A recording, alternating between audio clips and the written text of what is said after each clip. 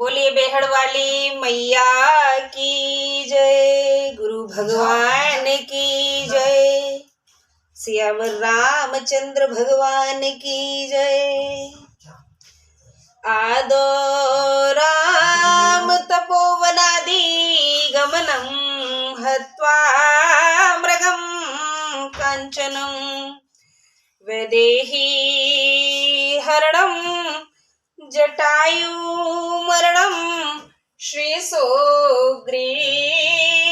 संभाषणं बाली निर्दलनं समुद्रतरणं लंकापुरी दाहनं पश्चाद्रावण कुंभकर्ण हननम् एतद् रामायणं। बोलिए सियावर रामचंद्र भगवान की जय, गोस्वामी तुलसीदास की जय। सभी सुनने वालों को मेरा प्यार भरा राधे राधे। साथियों, श्री राम कथा रूपी सरोवर में हम गोते खा रहे हैं। जितना समझ में आता है समझ लेते हैं और हिंदी अनुवाद के माध्यम से जो भी जान पड़ता है आपको भी बताते हैं। दोहा के माध्यम से तुलसीदास जी ने यहाँ लिखा है, पेज नंबर 126 पर कथा चल रही है। थोड़ा सा आगे पीछे पेज हो सकते हैं क्योंकि इस पुस्तक में और आपकी पुस्तक में फर्क हो सकता है। काफी दिनों के बाद मैं बता रही हूँ, लेकिन एक बार फिर से इस पुस्तक का नाम मैं रिपीट कर देना चाहती हूँ। रामायण प्रेस मथुरा की ये पुस्तक है, 48वां संस्करण है इसका। पेज नंबर 126 पे कथा श्री गोस्वामी तुलसीदास जी बालकांड में कथा चल रही है। पेज नंबर 126 पर दोहा के माध्यम से बता रहे हैं कि सूख हाड़ ले भाग सठ स्वान निरखी मृगराज, छीन ले जन जान जड़ तिम सुरपति हिन लाज, सियापति राम जय जय राम, अवधपति राम जय जय राम। जैसे मूर्ख कुत्ता सिंह को देखकर सूखी हड्डी लेकर भागे और वह मूर्ख यह जाने कि सिंह मुझसे हड्डी छीन ले, वैसे ही इंद्र को लाज नहीं आई। इंद्र के विषय में गोस्वामी जी ने इस प्रकार कटु वचन लिखे हैं क्योंकि उसके कारण अनर्थ हुआ था।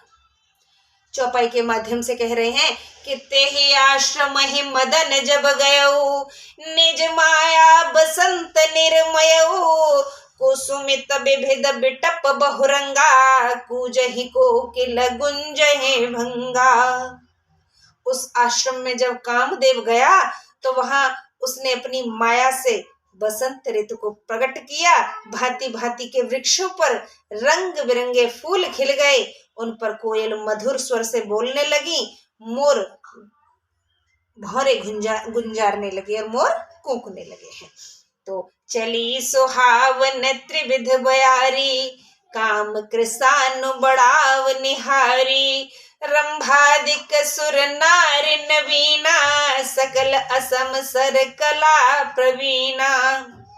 तीनों प्रकार की सुहावनी पवन चलने लगी जो कामाग्नि को बढ़ाने वाली है। रंभा आदि युवा देवांगनाएं जो सब काम कलाओं में चतुर हैं, कि करहि गान बहुतान तरंगा, बहुविधि क्रीड़हि पान पतंगा, देखि सहाय मदन हर्षाना, कीने से पुण्य प्रपंच विधि नाना। वे अनेक प्रकार की तान भरकर लय से गाने लगी और हाथ में गेंद लेकर बहुत प्रकार से खेलने लगी। अपने सहायकों को देखकर कामदेव प्रसन्न हुआ। उसने अनेक प्रकार से छल किए कि काम कला कछु मुनिहन व्यापी, निज भयो डरे मनोभव पापी, सीम की चापी सकै को उतासू, बड़ रखवार रमापति जासू।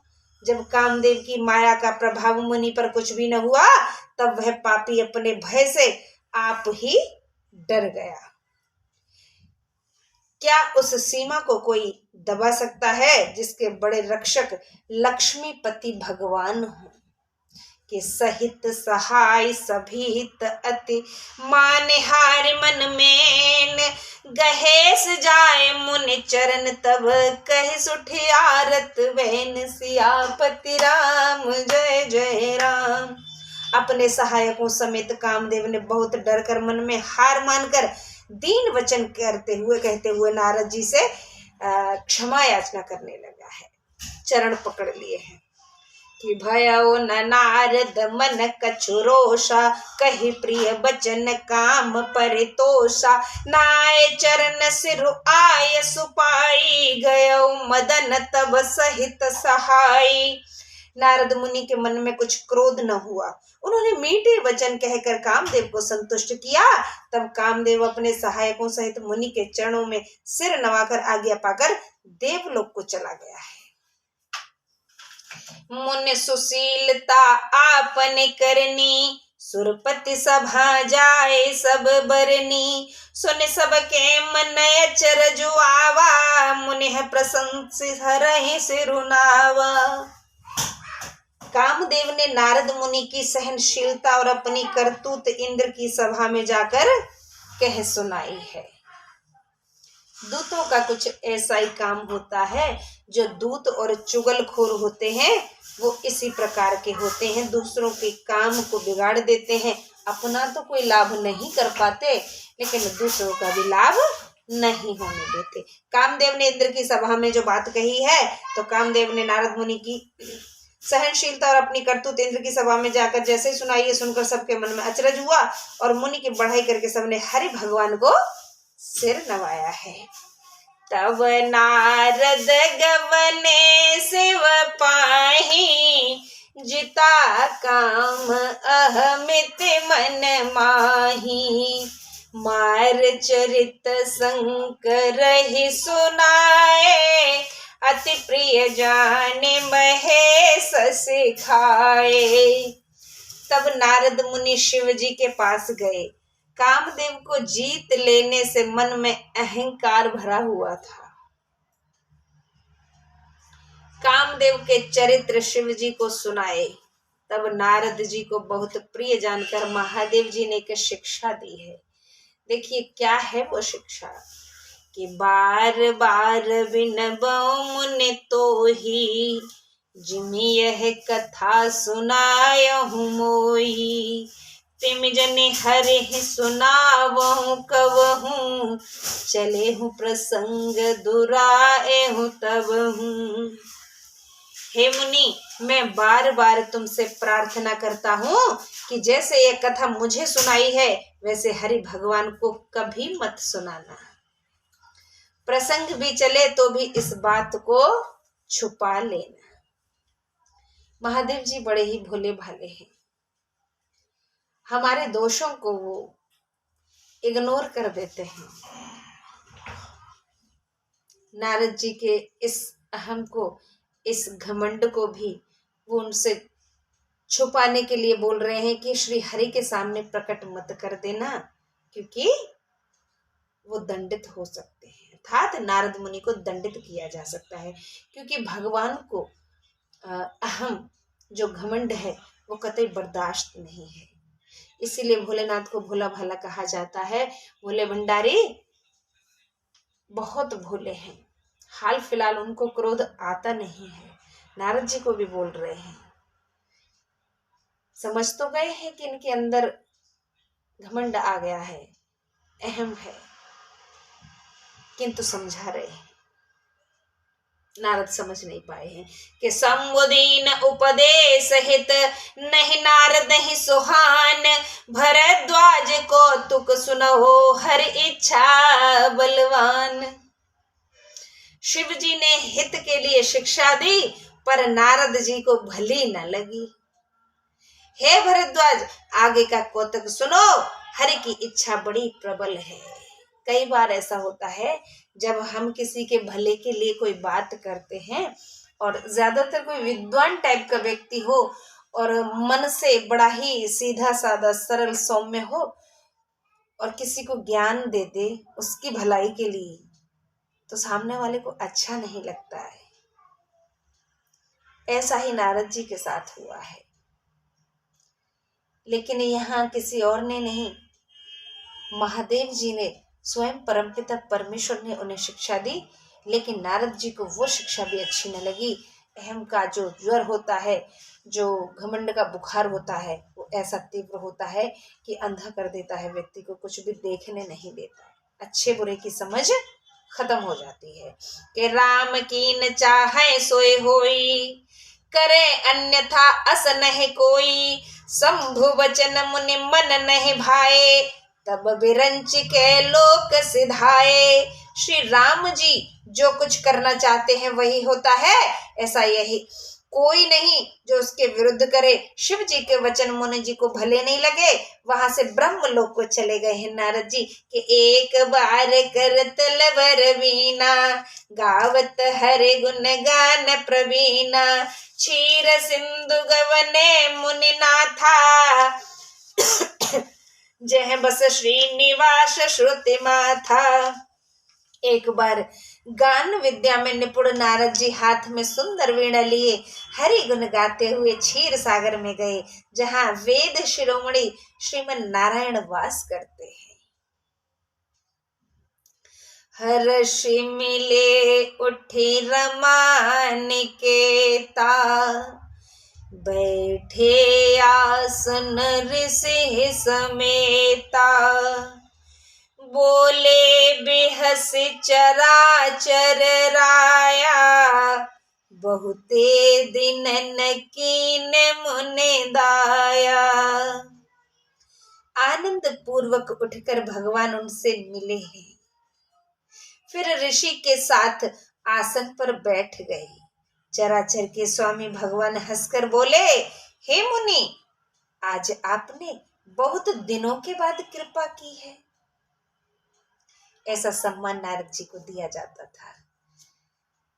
परमात्मा भी उनको कहते थे कि आपने बड़े दिनों के बाद कृपा की, अर्थात बहुत दिनों के बाद दर्शन हुए हैं आपके।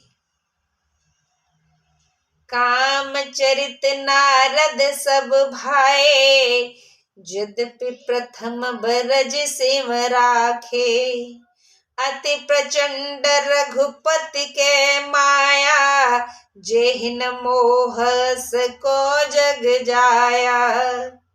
यद्यपि शिव जी ने पहले क्षमा कर दिया था, तो भी नारद जी ने कामदेव का सारा चरित्र कह सुनाया है। श्री राम जी की माया बड़ी प्रबल है। संसार में ऐसा कौन जन्मा है जिसको माया ने मोहित न किया हो। कोई भी माया से अछूता नहीं है। रूख बदन कर बचन मृदु, बोले श्री भगवान, तुम्हारे सुमिरन ते मिटे, मोह मार मद पान सियापति राम, जय जय राम। रूखा मुंह करके श्री भगवान कोमल वचन बोले, हे नारद जी, आपका स्मरण करने से मोह, काम, मद और घमंड दूर हो जाते हैं। देखिए, नारद जी का स्मरण करने से मोह, काम, मद और घमंड सब कुछ दूर हो जाता है। ऐसा गोस्वामी जी लिख रहे हैं। आगे कहते हैं कि सुन मुनि मोह होए मन ताके, ज्ञान विराग हृदय नहीं जाके, ब्रह्मचर्य व्रत रतमति धीरा, तुम्हि के करे मनोभव पीरा। हे मुनि सुनो, मोह उसके मन में होता है जिसके हृदय में ज्ञान वैराग्य नहीं होता। आप ब्रह्मचर्य व्रत का पालन करने वाले और क्षीर बुद्धि हैं, भला कहीं आपको कामदेव पीड़ित कर सकता है क्या? अब श्री हरि जी ने नारद जी को चने के पेड़ पर चढ़ा दिया है। नारद कहे उस सहित अभिमाना, कृपा तुम्हारे सकल भगवाना। करुणा निधि मन देख विचारी, और अंकुरे गर्भ तरुधारी। नारद जी ने अहंकार के साथ कहा, हे भगवान, यह सब आपकी कृपा है। कृपा निधान भगवान ने मन में विचार करके देखा कि नारद जी के हृदय में अहंकार रूपी भारी वृक्ष का अंकुर निकल आया है। बेगी सो में डारी उखारी, पन हमार सेवक हितकारी। मुनि करहित मम कौतुक होई, आवसी उपाय करब में सोही। मैं उसे तुरंत ही उखाड़ डालूंगा। भक्तों का हित ही हमारा प्रण है। मुनि का भला और हमारा खेल हो, मैं अवश्य वही काम करूंगा। तब नारद हरिपद सिर नाई, चले हृदय अहमित अधिकाई। श्रीपति निज माया तब प्रेरी, सुनो कठिन करनी तहि केरी। तब नारद जी भगवान के चरणों में सिर नवाकर हृदय में अभिमान भरे हुए चल दिए। तब श्रीपति भगवान ने अपनी माया को भेजा। अब उसकी कठिन करनी सुनो। देखिए भगवान की माया, ईश्वर जिस पर प्रसन्न रहे वो माला माल, और जिससे जरा सा भी रुष्ट हो गई, थोड़ी सी भी ईश्वर की नजर टेढ़ी हुई, तो व्यक्ति क्या से क्या बन जाता है। बेरचे मृग महु नगरते ही, सत जो जन बेस्तार। श्रीनिवास पुरते अधिक रचना विविध प्रकार। उन्होंने मार्ग में 400 कोस एक नगर बना दिया। लक्ष्मी निवास भगवान के बैकुंठ से भी अधिक भांति भांति के बनावट उस नगर में थी। लक्ष्मी निवास से भी ज्यादा खूबसूरत उस नगर को बना दिया है कि बस ही नगर सुंदर नर नारी, जन बहु मन से रति तनुधारी। तेहि पुर बसैल शील निधि राजा, अगणित है गए से न समाजा। उस नगर में सुंदर स्त्री पुरुष कामदेव और रति के समान शरीर धारण किए वास करते थे। उस नगर में शील निधि राजा रहता था। उसके असंख्य घोड़े, हाथी और बहुत सी सेना भी थी। सत सुरेश सम विभव विलासा, रूप तेज बल नीति निवासा।